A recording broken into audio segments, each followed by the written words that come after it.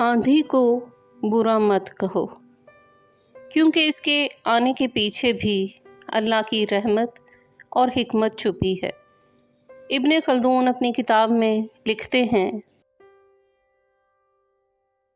जब ज़मीन पर मौसम सरमा से गर्मी में बदलता है तो कीड़े मकोड़े, बीमारियां और बहुत से मूज़ी हशरात पैदा हो जाते हैं, जो अगर ज़िंदा रह जाएं तो दुनिया तबाह हो जाए।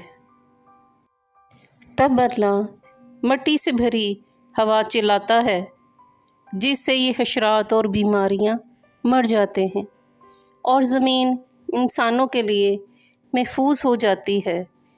अल्लाह रब्बुल इज़्ज़त ने इस कायनात में हर शय इंसान के लिए बनाई है और हर चीज़ में अल्लाह की हिकमत पोशीदा है। बेशक अल्लाह के फ़ैसलों को ज़वाल नहीं,